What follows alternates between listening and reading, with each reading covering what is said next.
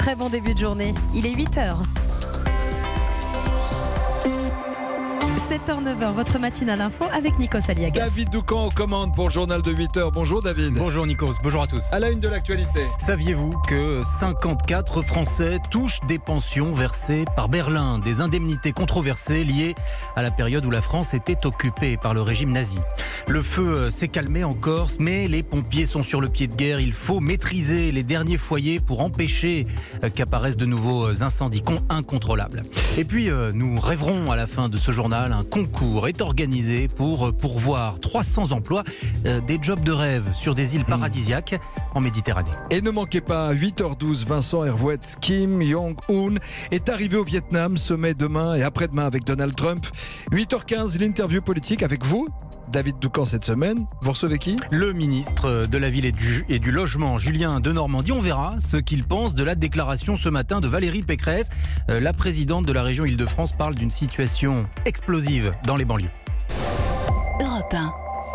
C'est peu dire que l'on tombe de l'armoire. L'Allemagne verse aujourd'hui encore des indemnités à un peu plus de 2000 personnes dans le monde pour des blessures subies alors qu'elles collaboraient avec le régime nazi. 54 Français bénéficient de ces pensions. Le montant peut aller jusqu'à 1300 € par mois. Bonjour Théo Manval. Bonjour David. La ministre des Anciens Combattants, Geneviève Darrieussecq, réagissait ce matin sur Europe 1, Théo. Oui, et elle demande aux autorités allemandes les noms de ces 54 Français pour savoir exactement à qui on a affaire, collaborateurs volontaires de l'Allemagne nazie ou bien personnes enrôlées de force.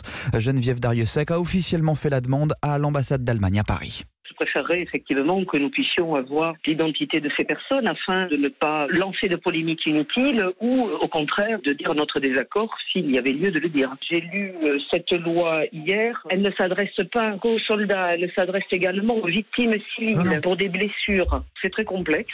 Complexe en effet, puisqu'on trouve tout de même des bénéficiaires de cette aide jusqu'au Brésil ou en Argentine, des pays où ont pu se réfugier après le conflit d'anciens combattants du régime nazi. Le gouvernement français attend donc des précisions sur ces profils avant de demander ou non l'arrêt du versement de ces pensions par l'Allemagne. Mais ça pourrait prendre du temps. Cela fait en effet 2 ans que nos voisins belges demandent eux aussi des noms aux autorités allemandes. 2 ans que Berlin refuse de leur répondre. Merci Théo Manval pour ces informations. Incendie encore, situation stabilisée, mais toujours des risques de départ de feu. Oui, c'est pourquoi les pompiers restent mobilisés. Il s'agit d'empêcher les foyers qui couvent toujours de se transformer à nouveau en incendies incontrôlables. Bonjour Justin Morin. Bonjour David, bonjour à tous. Vous êtes aux abords de la forêt de Bonifato en Corse. Les opérations viennent de reprendre, Justin ? Oui, effectivement, je suis déjà entouré de camions rouges. Les pompiers arrivent les uns après les autres ici au poste de commandement pour être briefés. Et comme moi, ils ont dû ressentir ce matin en sortant de chez eux que quelque chose avait changé. Le vent a quasiment disparu. C'est la bonne nouvelle de cette matinée. Les secours vont donc pouvoir employer tous les moyens, notamment aériens, pour se rendre sur les derniers points chauds en toute sécurité. Par exemple, des commandos pionniers, des pompiers spécialisés vont être héliportés directement en montagne, à la limite de la neige pour venir à bout des résidus de feu. C'est un peu le symbole de ces derniers jours. Cette fumée noire mêlée aux sommets corses enneigés, des feux terribles en plein hiver. Alors, la préfecture pointe le réchauffement climatique avec un taux d'humidité similaire à un mois d'août, certes, mais l'origine est bien humaine. Le maire de Calenzana, la commune la plus touchée ici, que l'on a vu ému aux larmes dénoncer un acte criminel, il compte porter plainte dans la journée. Merci à vous, Justin Morin. Vous étiez en direct de la forêt de Bonifato en Corse pour Europe 1. C'est un chantier délicat qu'ouvre Nicole Belloubet, celui de la justice des mineurs. La garde des Sceaux a donné le coup d'envoi des concertations pour réformer l'ordonnance de 1945. Un projet de loi devra être présenté à l'automne. Le salon de l'agriculture avec un sujet de crispation sur lequel Emmanuel Macron a été maintes fois interpellé samedi. Oui, il s'agit des aides européennes pour passer au bio. Des dizaines de milliers d'agriculteurs ont misé dessus pour effectuer leur transition. Sauf que Bruxelles est coupable de retard de paiement. Et de surcroît, les régions qui sont chargées de distribuer ces subventions les ont parfois réduites sans prévenir, de quoi conduire à la faillite. Certains paysans, comme cet éleveur du Maine-et-Loire, rencontré par François Coulon pour Europe 1. Le tribunal de commerce d'Angers vient de placer Philippe Grégoire en liquidation judiciaire après 32 ans de carrière. Sa faute, avoir cru au bio et aux promesses d'aides européennes brutalement revues à la baisse car il y avait trop de candidats. On nous a promis qu'on aurait 38 000 € d'aide par an pendant 5 ans. Donc moi je suis parti avec ça. Et puis la région Pays de la Loire a décidé de descendre à un plafond de 15 000 €. Puisqu'ils ont mal géré les enveloppes en fait, c'est ça, c'est qu'ils n'ont pas anticipé. On nous a lâchés quoi. Et vous vous retrouvez en liquidation judiciaire? Oui, ça commence à tomber dramatique quoi. Il vous manque combien? Ça représente 130 000 €. C'est pas tenable? Ah bah c'est impossible. Moi ce que je reproche, c'est qu'il ait changé les règles du jeu en cours de route. C'est ça qui est grave. Et on peut plus faire marche arrière après. On s'attendait pas du tout à ça. Devant un tribunal, ça peut être assimilé comme une rupture. Mais vous imaginez emmener l'État au tribunal? Ou la région au tribunal? Vous voyez de quoi on parle là? Philippe Grégoire et son épouse risquent de tout perdre, leur ferme, leurs 200 vaches laitières et les 36 hectares de terre de Chanzeau au sud d'Angers. L'exploitation avait été créée par le grand-père. Chanzeau, François Coulon, Europe 1.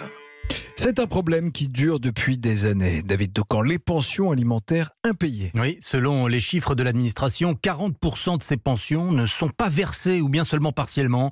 Et c'est bien sûr la plupart du temps au détriment des femmes. Il existe une agence de recouvrement qui dépend des caisses d'allocation familiale pour aider le conjoint ou la conjointe lésée. Elle est en place depuis 2 ans, mais peu de femmes la connaissent. Ève Roger. Depuis 13 ans, Delphine élève ses 2 enfants sans jamais avoir reçu 1 € de pension alimentaire. C'est vrai que moi, vu que ça fait 13 ans que le papa a disparu, que je ne sais pas où il est, malgré que je suis au RSA, j'arrive à m'en sortir. Si un jour ils arrivent à le retrouver ou s'il faudra qu'il paye, il paiera. Mais à mon avis, ça va lui compter bonbon, mais bon, c'est pas grave. En France, elle serait 300 à 400 000 femmes comme Delphine, confrontées à ces impayés, soit parce que les pères n'ont pas les moyens, tout simplement, soit parce qu'ils ne veulent pas payer. Dans ce cas-là, l'agence lance une procédure pour récupérer elle-même cet argent auprès des débiteurs qui ont des arguments plus ou moins convaincants, explique Marie-Christine Davrincourt, la directrice de l'agence de recouvrement. On a parfois effectivement des débiteurs qui nous disent clairement qu'ils ne voulaient pas verser la pension alimentaire à madame parce qu'il y a encore un conflit latent au niveau de cette séparation. Après, certains débiteurs effectivement mettent en avant les difficultés économiques qu'ils peuvent avoir. Soit ils ont d'autres charges familiales, soit même ils ont eu des pertes de salaire importantes. Donc c'est pour cela que nous aujourd'hui, on est amené à les réorienter vers le juge pour qu'il fasse réviser le montant de leur pension alimentaire. En 2018, l'agence a lancé 180 000 procédures, mais 37 000, seulement 1 sur 5, a finalement abouti au bénéfice de la mère. Ève Roger pour Europe 1.